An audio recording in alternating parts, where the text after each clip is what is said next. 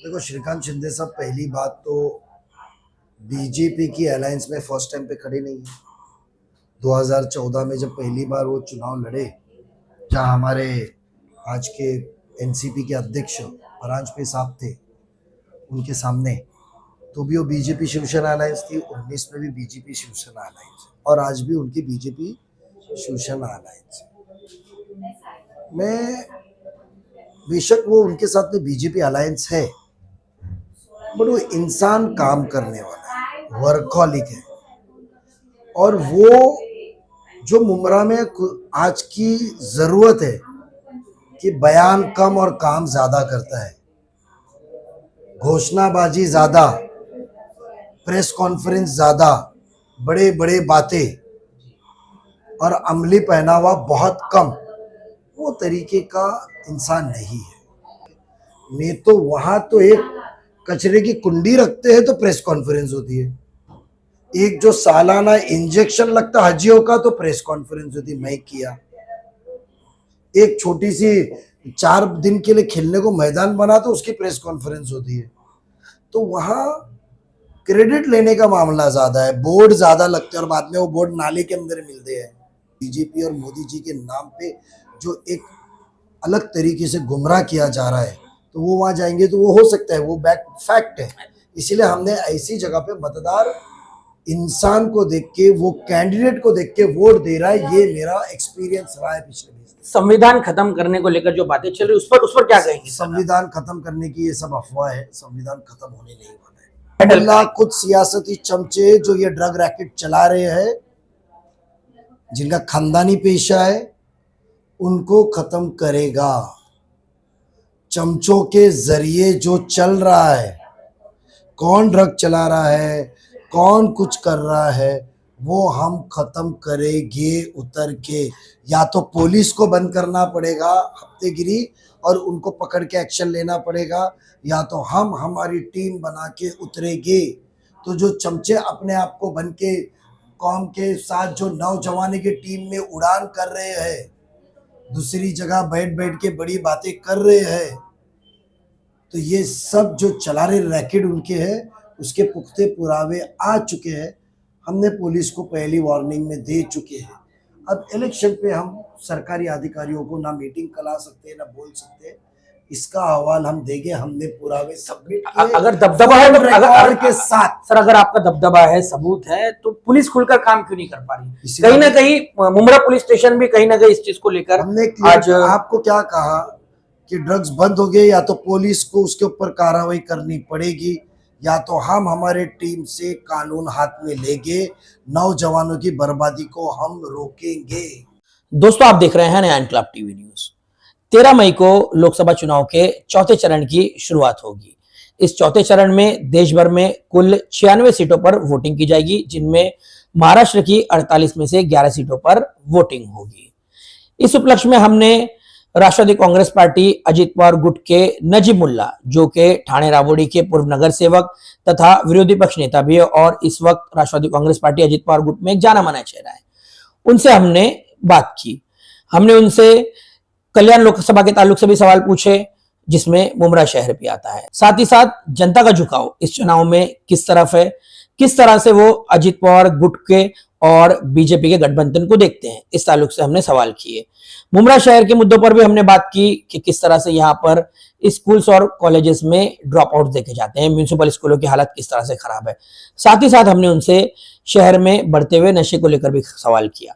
उप मुख्यमंत्री अजित पवार को लेकर उन्होंने ये संदेश देने की कोशिश की कि बीजेपी से उनका गठबंधन जरूर है, लेकिन जो उनकी विचारधारा है, जो महाराष्ट्र की जनता को लेकर उनके विकास का मॉडल है, वो उस पर पूरी तरह से कायम रहेंगे। लोकसभा का चुनाव चौथे चरण में पहुंच रहा है और जो चौथा चरण होगा 13 मई को, उसमें महाराष्ट्र की 48 में से 11 सीटों की वोटिंग होगी। एक जाना माना चेहरा है आप थाना की राजनीति का, और इस नाते आपने महाराष्ट्र में कई जगह प्रचार के लिए भी जा रहे हैं। कैसा माहौल आपको लग रहा है? जनता की सोच क्या पड़ी है आपने, किस तरफ जा रहा है चुनाव? और जो एनसीपी अजित पवार गुट जो एक अलायंस करके दूसरी पार्टियों के साथ, भाजपा वगैरह के साथ, तो उसमें उसको लेकर जनता का आपको किस तरह का माहौल लग रहा है, किस तरह का जहनियत लग रही है जनता की? देखो, हम बारामती और रायगढ़ में प्रचार के लिए गए थे और अल्हम्दुलिल्लाह, क्योंकि सीरत को देख के और उनके जो काम करने को, अजीत दादा के, तटकरे साहब के जो काम है, और बीजेपी के साथ उन्होंने गठबंधन में जाने के बाद भी अकलियतियों के मामले के अंदर माइनॉरिटीज के कोई भी मुद्दे को उन्होंने छोड़ा नहीं, उनका साथ नहीं छोड़ा है। और वो लोगों को यकीन है कि आगे भी इसी तरह दादा, तटकरे साहब, प्रफुल्ल भाई को साथ देंगे, इसीलिए बहुत अच्छा रिस्पांस मिलेगा। बयानात, भाषणबाजी तो बहुत से उधर आए थे करने के लिए, थाना के भी हमारे आए थे, बट अल्हम्दुलिल्लाह ग्राउंड रियलिटी के ऊपर वोटिंग अच्छी हुई है और इंशाल्लाह वो ज़रूर, अल्लाह की मदद से हम वो तो ज़रूर सीट तो जीतेंगे। यहाँ बीजेपी के नाम को लेकर के लोगों में कहीं ना कहीं नाराजगी भी है कि श्रीकांत शिंदे साहब जो है बीजेपी का सिंबल लेकर के खड़े हो रहे हैं और उनका जो कीर्तमान तो है ही है, मतलब उनसे अलायंस करके खड़े हो रहे हैं। बीजेपी के पूरे हिंदुस्तान में जिस तरह से नाम को बदनाम किया गया है कि कहीं भी विकास नहीं दिखा और कहीं एजुकेशन पे कोई बात नहीं करता है, रोजगार पे बात नहीं करता है, तो उसको लेकर के जनता को किस तरह समझाने की कोशिश की जाएगी? देखो, श्रीकांत शिंदे साहब पहली बात तो बीजेपी की अलायंस में फर्स्ट टाइम पे खड़े नहीं है। 2014 में जब पहली बार वो चुनाव लड़े, जहाँ हमारे आज के एनसीपी के अध्यक्ष परांजपे साहब थे उनके सामने, तो भी वो बीजेपी शिवसेना अलायंस थी। 19 में भी बीजेपी शिवसेना अलायंस है और आज भी उनकी बीजेपी शिवसेना अलायंस है। मैं बेशक वो उनके साथ में बीजेपी अलायंस है, बट वो इंसान काम करने वाला है, वर्कहॉलिक है। और वो जो मुमरा में आज की जरूरत है कि बयान कम और काम ज्यादा करता है, घोषणाबाजी ज्यादा, प्रेस कॉन्फ्रेंस ज्यादा, बड़े बड़े बातें और अमली पहनावा बहुत कम, वो तरीके का इंसान नहीं है। मुझे वो बात का उनका बहुत ही फक्र है कि मुमरा के कुछ ज़रूरती काम थे, उनको फ़ोन करके कहा कि कुछ हमारे नगर सेवक है एनसीपी के, उनके कुछ काम है।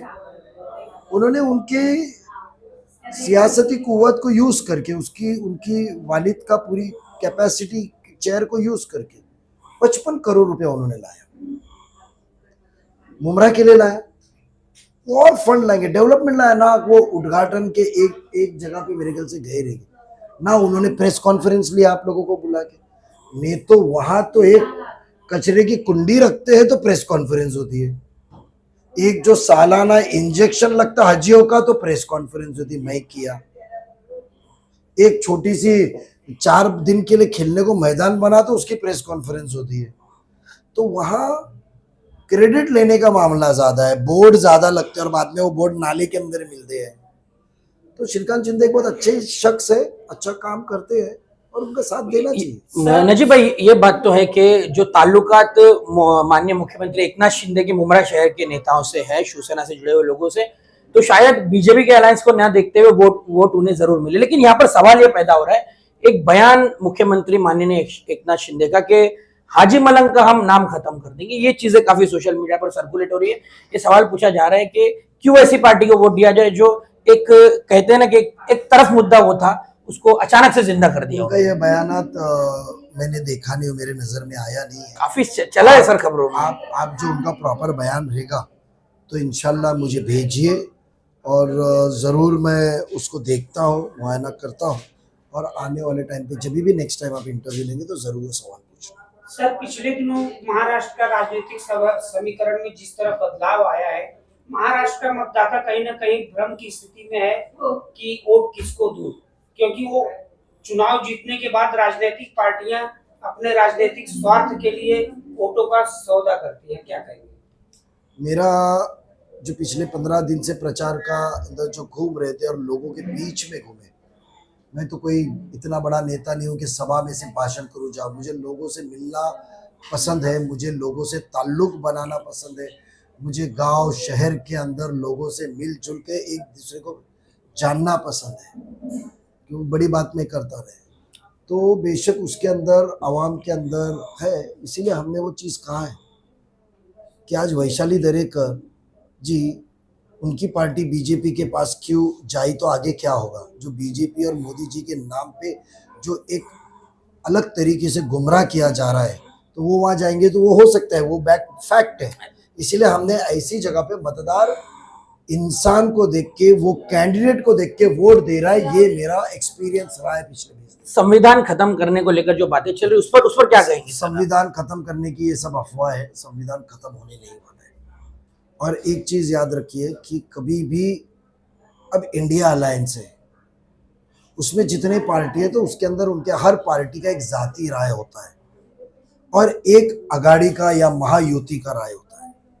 आज महाराष्ट्र के अंदर हम महायुति में लड़ रहे हैं, तो हमारा राय है। इसके लिए राष्ट्रवादी कांग्रेस पार्टी ने फर्स्ट पेज ऑफ द उनका जो दिया भी हमने, उसके अंदर हमने जो अहवाल प्रसिद्ध किए, जो हमारा एजेंडा, तो उसके अंदर फर्स्ट पेज के ऊपर प्रीएम्बल हमने रखे और हमने कहा है कि हम कॉन्स्टिट्यूशन बदलेगा नहीं। ये हम ये गुमराह करने का तरीका। देखो, इलेक्शन में माल बेचना होता है तो वो दलितों को, फिर कहीं तो हमने तो एक बयान सुना था तटकरे साहब के इधर कि बड़ा बंद हो गया, अभी छोटा भी बंद होगा। एक उलेमा इकराम का बयान सुने थे, बड़ा हो गया था छोटा भी बंद होगा। ये कौन सा इलेक्शन की बात है? तो मुसलमानों को कितना गुमराह कर रहे हो, कितना गुमराह कर रहे हो। ये तो ऐसा मिजाज हो गया कि वड़ा पाव खाया तो हिंदू, कबाब पाव खाया तो मुसलमान। बड़ा बंद हो गया, छोटा बंद करने वाले। अरविंद केजरीवाल के जमानत पर रिहा होने के बाद इंडिया गठबंधन उत्साह में है काफी, क्या कहें? मैं इतना बड़ा नेता ही उनके ऊपर टिप्पणी करने को, मेरे शहर की बात करेंगे तो जरूर उसका सर, जवाब। शुरुआत से लेकर अभी तक ये इंटरव्यू में आपने अकलियतों की बात की है, नॉट पर्टिकुलर मुसलमान माइनॉरिटीज की। बेहतरीन बात है कि ये अकलियतों में सब आ जाते हैं, जो माइनॉरिटीज में ईसाई है, सिख है, जैन है, ये सभी आते हैं। तो ये जो अकलियत हैं, खासतौर से अकलियतों में सबसे पिछड़ी हुई अकलियत जो मानी जाती है मुस्लिम है, तो एक डर उनमें ये मौजूद है, जैसे संविधान की बात हुई, और दूसरे कई डर है और सोशल मीडिया पर बातें भी काफी चल रही है। तो अगर आपके अलायंस वाली सरकार, महाराष्ट्र की हम बात करते हैं, आ जाती है मुमरा कौसा में जो श्रीकांत शिंदे साहब आ जाते हैं, तो जो मुसलमानों को उम्मीदें हैं, जो डर उनमें, वो किस तरह से दूर करेंगे आप?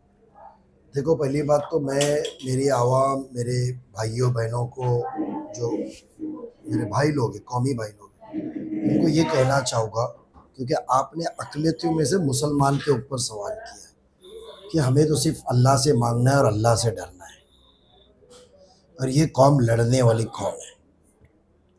तो हम कोई ख़त्म होने वाली कौम नहीं है, हम बढ़ने वाली कौम है। तो हमको तो ये सब चीज़ के, ये जो इलेक्शन के पपलू रहते हैं, जो इलेक्शन के जो मुद्दे रहते हैं, इसके ऊपर गुमराह नहीं होना चाहिए। डर तो बहुत दूर की बात है, गुमराह नहीं होना चाहिए, और हम डरते नहीं हैं। भले हम कोई भी पार्टी में एक बार सियासत छोड़ देंगे, जहाँ अकलियतों का कौम का मामला आएगा तो हम वो चीज़ में डरते नहीं हैं। दूसरी मुद्दा आपकी बात का है, सबसे अहम है कि मेरी दरख्वास्त है मेरे अवामी भाइयों से, कौमी भाइयों से, कि पढ़िए, इकरा, जो फोन पे आता है उसको वेरीफाई मत कीजिए, जो नेता बयान कर रहा है उसको वेरीफाई मत कीजिए, जो मुद्दे चल रहे हैं उसको वेरीफाई मत कीजिए। अधूरी बातें को तोड़ मोड़ करके लोगों को गुमराह करके वोट लेना, आज तक मुसलमानों के साथ यही हुआ है। मुसलमान अपना तरक्की, अपनी तालीम, अपनी काम या अपना काम, अपने लिए रोजगार, ये देख के वोट दे। सर, मुमरा में जिस तरह एजुकेशन लेवल कम होता जा रहा है और ड्रग लेवल बढ़ता जा रहा है, श्रीकांत शिंदे के जीत के आने के बाद क्या मुमरा के अंदर एजुकेशन लेवल बढ़ाने की कोशिश और इसी से जुड़ी हुई एक बात, ड्रॉप आउट्स, जो स्कूल्स में ड्रॉप आउट्स हो रहे हैं, ऐसा है कि गलती हमारी है। हमने जो क़ियादत, लीडरशिप जिधर दी थी, वो लीडरशिप डिक्टेटरशिप में बदल गई है। स्टेज पे से बयानात तो होते हैं कि मोदी जी डिक्टेटर बने, ये बने, वो बने, मगर जो मुमरा कौसा कलवा के अंदर जो डिक्टेटरशिप चली, कोई अधिकारी दखल नहीं दे सकता है, कोई नगर सेवक बात नहीं कर सकता, उसका फर्क ये एजुकेशन पे गया है। मैं आपको वादा करता हूँ, पहली एजुकेशन की पहल वो कौम का जिसको दर्द हो वही कर सकता है। इसीलिए 2004 में सबसे पहले माध्यमिक स्कूल कि हमारा बच्चा 7th के बाद ड्रॉप आउट होगा तो आगे नौकरी नहीं मिलती है, हायर एजुकेशन नहीं कर पाता है, तो कॉरपोरेशन से शुरू करने वाला नजीब मुल्ला राबोडी से, और उसके 3 साल बाद मुमरा में शुरू किया। वो मेरी तरफ से पहल थी क्योंकि कौम का दर्द है, तो बेशक वो दर्द है। आने वाले दिनों में आप एजुकेशन लेवल देखिए, कॉलेजेस देखिए, हम कॉलेज लाने वाले, हम गर्ल्स कॉलेज लाने वाले हैं, हम स्कूल का अंदर सेमी इंग्लिश लाने वाले, स्कूल को पूरा अपग्रेड करने वाले हैं। और ड्रॉप आउट्स के बारे में मैं आपको आज बताऊं तो आप प्रिंसिपल से जाके पूछिए ड्रॉप आउट का सिलसिला हमने कैसा रोकना है। 8th के बाद में जब 9th में वो जाता है तो वो बच्चे जब 8th में 1000 है तो वहाँ 9th में क्यों कम होते, इस चीज की वर्किंग हमारी पूरी चालू है। इलेक्शन के बाद उसको अमल करेंगे। और आज आपके जरिए सुनने के बाद हो सकता है कौम का रहनुमा बन के घूमने वाला शख्स मुमरा से बोलेगा ये तो काम मैंने शुरू किया। नजीब भाई, सबसे आखिर और सबसे अहम सवाल, किसी कौम को बर्बाद करना है तो उसे नशे में उलझा दो, और मुमरा शहर जो हम देख रहे हैं, नशा यहाँ पे सबसे बड़ा मुद्दा बना है। पुलिस ऑफिसर्स की तरफ से, नेताओं की तरफ से, समाज सेवकों की तरफ से मुहिमें तो बहुत शुरू की गई, लेकिन कोई ठोस इसमें नतीजा नहीं निकला। कुछ सियासती तो इसको नजीब मुल्ला किस तरह से नजीब मुल्ला कुछ सियासती चमचे जो ये ड्रग रैकेट चला रहे हैं, जिनका खानदानी पेशा है, उनको खत्म करेगा। चमचों के जरिए जो चल रहा है, कौन ड्रग चला रहा है, कौन कुछ कर रहा है, वो हम खत्म करेंगे उतर के। या तो पुलिस को बंद करना पड़ेगा हफ्तेगिरी और उनको पकड़ के एक्शन लेना पड़ेगा, या तो हम हमारी टीम बना के उतरेंगे। तो जो चमचे अपने आप को बन के कौम के साथ जो नौजवानी की टीम में उड़ान कर रहे हैं, दूसरी जगह बैठ बैठ के बड़ी बातें कर रहे हैं, तो ये सब जो चला रहे रैकेट उनके हैं, उसके पुख्ते पुरावे आ चुके हैं। हमने पुलिस को पहली वार्निंग में दे चुके हैं। अब इलेक्शन पे हम सरकारी अधिकारियों को ना मीटिंग करा सकते हैं ना बोल सकते हैं, इसका हवाल हम देंगे। हमने पुरावे सबमिट किए अगर दबदबा है तो रिकॉर्ड के साथ। सर, अगर आपका दबदबा है, सबूत है, तो पुलिस खुलकर काम क्यों नहीं कर पा रही? इसीलिए कहीं ना कहीं मुमरा पुलिस स्टेशन भी कहीं ना कहीं इस चीज को लेकर हमने आज आपको क्या कहा कि ड्रग्स बंद हो गए, या तो पुलिस को उसके ऊपर कार्रवाई करनी पड़ेगी, या तो हम हमारे टीम से कानून हाथ में लेंगे, नौजवानों की बर्बादी को हम रोकेंगे। सर, अभी 20 तारीख को होने वाले मतदान को लेकर के मुमरा के अवाम और कल्याण लोकसभा के अवाम से किस तरह का शिकायत शिंदे के लिए मैसेज देंगे? मेरी दरखास्त यही है कि जज्बातों में नहीं आते हुए जो हमारा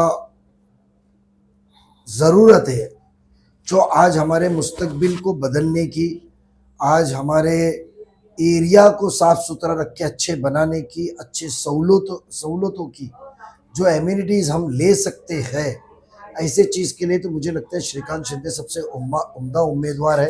काम करने वाला बंदा है, आज तक काम कर चुके हैं पिछले 10 साल में। तो जज्बाती बातों पे ना जाते हुए, वो इंसान है, स्टेज के बयानों पे नहीं जाते, वो इंसान कभी भी काम करते वक्त ना जात पात मजहब देखता नहीं है। तो ऐसे शख्स को आपने वोट देना चाहिए, श्रीकांत शिंदे साहब को वोट देना चाहिए, ये मेरी अपील है। ओके, थैंक यू सर, शुक्रिया।